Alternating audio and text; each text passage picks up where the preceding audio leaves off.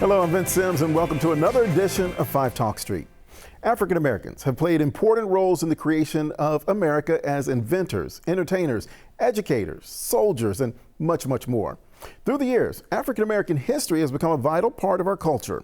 Joining me today is Dr. W. Marvin Delaney. He's the historian and scholar in residence at the African American Museum, Dallas. He is also an associate professor of history emeritus at the University of Texas at Arlington, with expertise in the civil rights movement and African American history in Dallas. Thank you so much for being with us. Well, thank you for having me today. Yes, sir. Let's talk about the African American Museum, Dallas. Tell us about this. Sure. The African American Museum started at Bishop College in 1974. So last year we celebrated our 50th anniversary.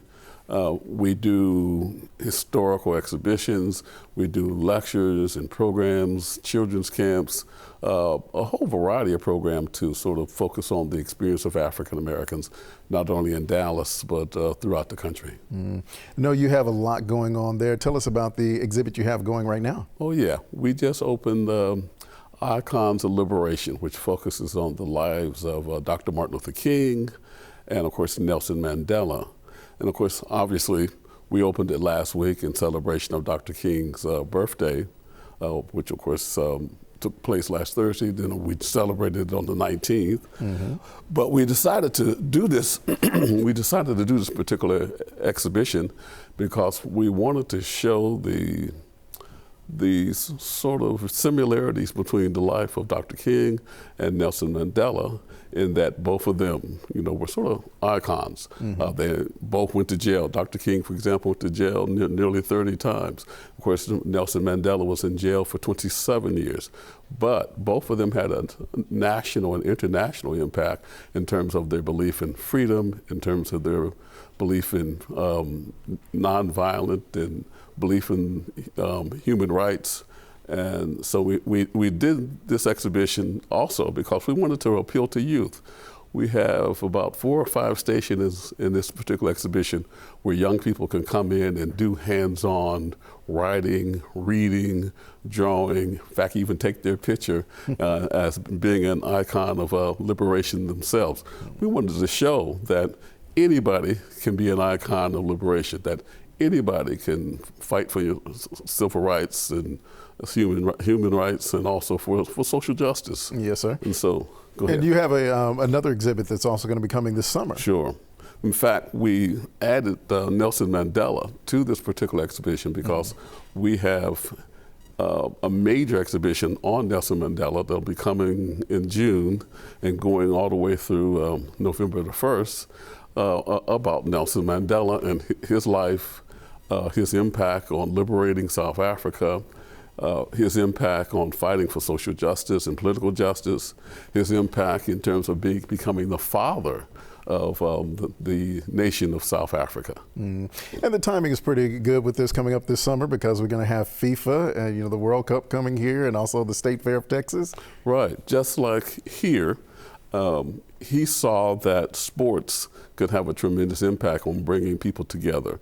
And he, in particular, liked soccer as well as rugby. And so he indeed then wore the jersey of the soccer team and the rugby team.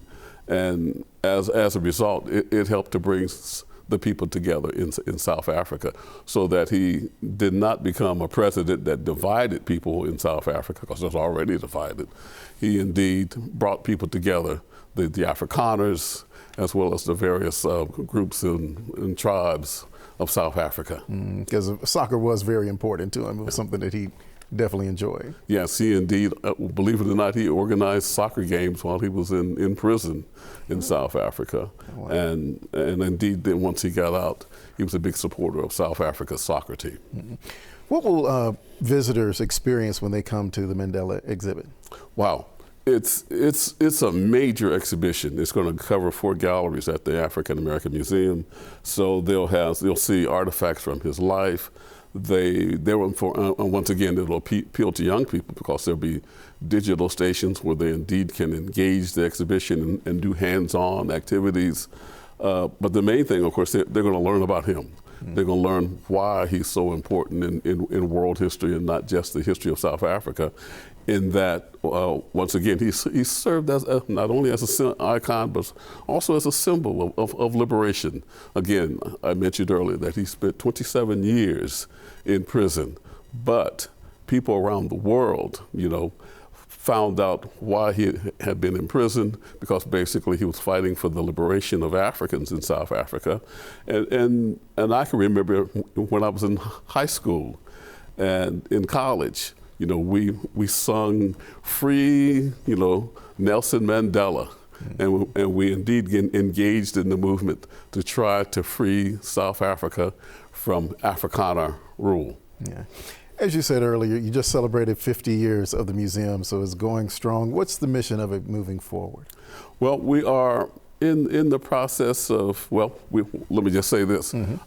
We have two very exciting and very creative young, ladies serving as our leadership now. We have Margie Reese, who's the program director, and of course we have a new president CEO, Lisa Brown Ross, who indeed have brought some new ideas about, and I'll just say in particular, appealing to a variety of audiences, but specifically to young people.